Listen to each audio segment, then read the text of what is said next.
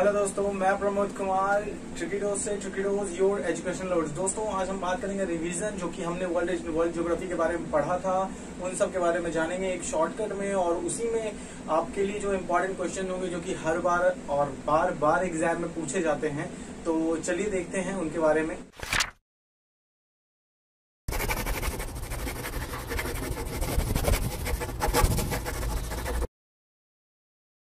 बात करते हैं रॉक्स के बारे में। रॉक्स जो है सो वो तीन प्रकार के होते हैं। रॉक्स का जानते हैं कि हम उससे पहले कैसे इरप्शन होता है। वोल्केनिक इरप्शन के बाद जो है सो रॉक्स का निर्माण होता है। जो लावा निकलता है वो आपको जो है सो इग्नियस रॉक में आता है, वो जिसको हम प्राइमरी रॉक्स भी कहते हैं। उसके ये आपको बसाल्ट, ग्रेनाइट, डोलराइट जो है सो आपको इसका एग्जाम्पल है।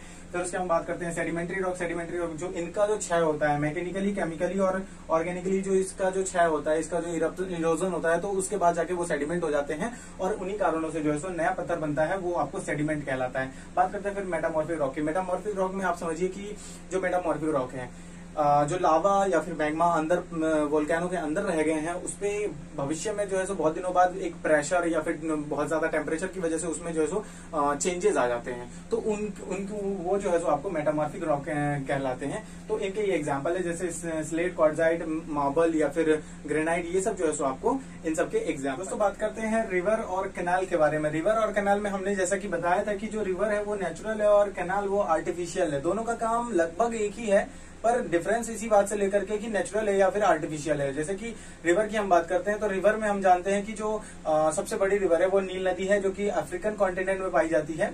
और फिर वहीं अलग अलग कॉन्टिनेंट्स की जो हमने जो सबसे बड़ी बड़ी नदियां थी उनके बारे में बताया था। जैसे कि नॉर्थ अमेरिका के बारे में बताया था, मिसिसिपी हो गया।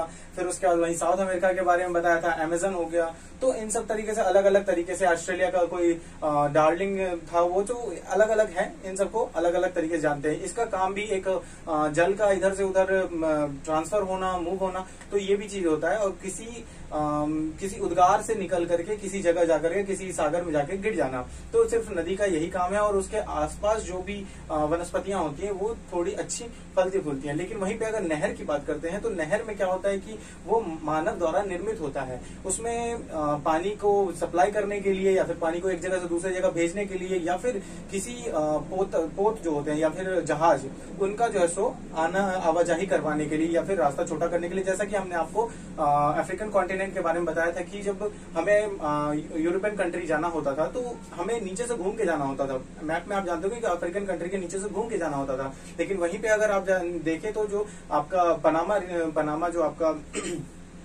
माफी चाहते हैं स्वेज कैनाल जो है, वो बनकर आपको वही दूरी आधी से भी कम हो गई। तो हम नहर का उपयोग इस चीज में करते हैं और उसका उपयोग कृषि से भी रिलेटेड में करते हैं, जो कि कृषि में उपयोग होते हैं। नहर में हमने बताया कि स्वेज नहर, जो स्वेज कैनाल है, वो आपको जो है सो यूरोपियन कंट्री और आपके जो, जैसे कि हमने बताया क्या कि जो यूरोपियन कंट्री और इधर लाल सागर और भूमध्य सागर दोनों को जोड़ने का काम करती है। वहीं अगर बात करते हैं जो पनामा नहर है, पनामा कैनाल है, वो आपको दो बड़े देशों को, जैसे कि उत्तरी अमेरिका और दक्षिणी अमेरिका, इन दोनों को जोड़ने या विभाजित करने का काम करती है, क्योंकि पनामा नहर जो है वो एकदम बीचों बीच है। तो इन सब जो बात करते हैं। वहीं और अपने देश की बात करते हैं तो इंदिरा गांधी कैनाल आपको जो कि है वो आपको राजस्थान में। दोस्तों, बात करते हैं एग्रीकल्चर के बारे में। एग्रीकल्चर में क्या है कि हमने बताया था कि अलग अलग प्रकार के इसमें जो है सो नियम होते हैं, या फिर आप समझ लीजिए उसके प्रकार होते हैं। जैसे कृषि में जो उपयोगी होते हैं, तो उसमें जैसा कि हमने बताया कि जो आपको पहला है वो शिफ्टिंग कल्टीवेशन। इसमें जैसा कि हमने बताया था कि पहले कोई औजार उपचार वगैरह ये सब नहीं होते थे, तो लोग क्या करते थे कि झाड़ियों को काट करके वहां उपज कर लेते थे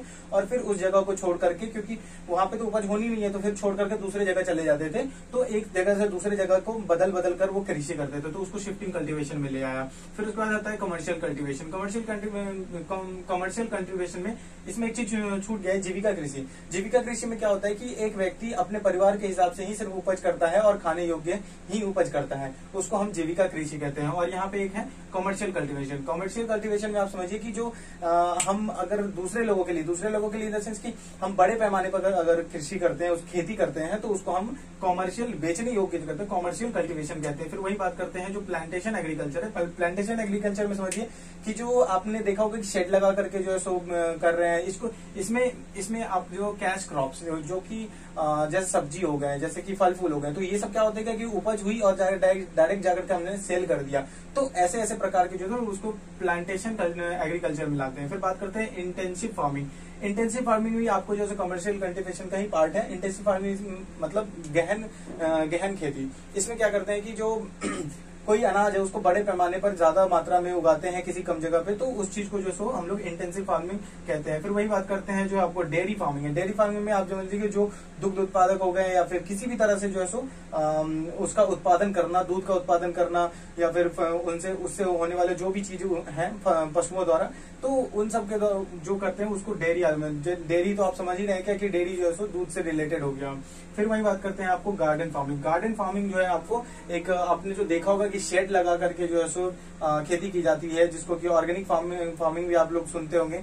तो वो आपको जो है सो गार्डनिंग फार्मिंग, कैश क्रॉप्स मैंने इसलिए लिखा है क्योंकि इसमें भी वही चीज होते हैं कि जो नगदी फसल होते हैं तो उन सब का उपज किया जाता है इन सब में। फिर बात करते हैं ड्राईलैंड फार्मिंग। ड्राईलैंड फार्मिंग में क्या होता है कि वैसे फसल नहीं, वैसे पेड़ लगते हैं, क्योंकि फसल तो हमेशा से इधर उधर, तो वैसे फसल लगाए जाते हैं जिसपे की जो है सो उसको कल्टीवेट करने की जरूरत नहीं पड़ती, इरिगेट करने की जरूरत नहीं पड़ती है। वो एक बार लगा दिया और फिर कंटिन्यूसली देता, जैसे कि जैक फ्रूट, कटहल, उनके बारे में मैंने बताया था वीडियो में। अगर नहीं देखा है तो आप जाके जरूर देख सकते हैं। और फिर बात करते हैं उसके बाद हम क्रॉप रोटेशन। क्रॉप रोटेशन में आप समझिए कि क्रॉप रोटेशन एक ऐसी प्रक्रिया है जिसमें कि सही उपज सही मात्रा में हो, तो इस चीज को हम उपयोगी लाते हैं। जैसे कि अभी गेहूं लगाया, फिर चावल लगाएंगे, फिर मटर लगाएंगे, चना लगाएंगे, कुछ भी लगाएंगे, लेकिन चेंज करते रहेंगे। तो इससे क्या होगा कि जो जमीन की उर्वरक क्षमता है वो बची हुई रहेगी और सही रूप से वो खुद को हील करेगी और वो जो है सो उपज सही तरीके से होगी।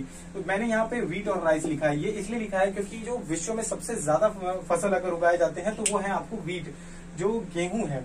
आपको जो ये टेम्परेट और ट्रॉपिकल रीजन जो है ये हमने आपको बताया था उसमें, जो कि आपको अभी पिछले वीडियो में भी दिखेगा। तो जो टेम्परेट रीजन है उसमें आपको व्हीट की ज्यादा खेती होती है, गेहूं की, और वही ट्रॉपिकल रीजन है तो वहां पे आपको राइस की ज्यादा मात्रा में खेती होती है। वहीं अगर बात करते हैं जो जैसे कि हमारे यहाँ तंबाकू होता है, फिर से आपको चाय की पत्ती होती है, रबर की खेती हो गई, तो इन सब की मात्रा भी बहुत ज्यादा पैमाने पे है, पर ये दोनों सबसे ज्यादा है क्योंकि इंपॉर्टेंट बार बार पूछे भी जाते हैं। दोस्तों बात करते हैं वोल्केनोज के बारे में, ज्वालामुखी क्या होता क्या है। तो ज्वालामुखी के बारे में हमने जैसा कि बताया था कि इसके 3 प्रकार होते हैं, वो है आपको एक्टिव और डोरमेंट और डेड। इन तीनों को अलग अलग कैसे एक्टिव वैसे होते हैं, वैसे ज्वालामुखी होते हैं जिनका जो कि हमेशा उसमें से धुआं नहीं, वो हमेशा कुछ दिनों पे कुछ अंतराल पर वो जो है उसका इरप्शन होता रहता है, इस वजह से इसको एक्टिव वोल्केनो कहते हैं। फिर वही बात करते हैं जो डोरमेंट या इनएक्टिव। इसमें क्या होता है कि ये बहुत सालों पहले बर्स्ट हुआ था, इरप्शन हुआ था इसमें, पर अब नहीं हो रहा है, लेकिन आगे जाकर के हो सकता है भविष्य में कभी भी हो जाए। फिर वही बात करते हैं डेड और एक्सटिंक्ट की। डेड और एक्सटिंक्ट ऐसा समझ लीजिए कि डेड मतलब मृत है, वो अब किसी काम का नहीं है, वो वोल्केनो नहीं बचा, वो सिर्फ एक कॉल्डेरा टाइप का, कॉल्डेरा शेप कप के जैसे कपनुमा आकार का वो बचा हुआ है। उसमें अब कोई भी इरप्शन नहीं होगा और आगे भविष्य में भी नहीं होगा।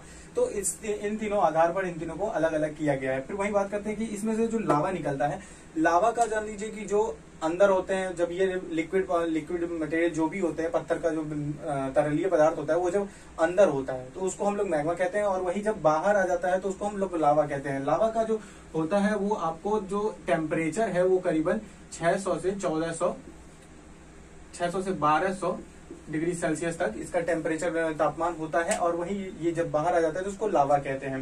लावा को जो है सो हम 2-3 चीजों पे, 2 आधार पर सिलिका के बेस जो है सो उसको हम विभाजित करते हैं, जो कि एसिडिक और बेसिक होता है।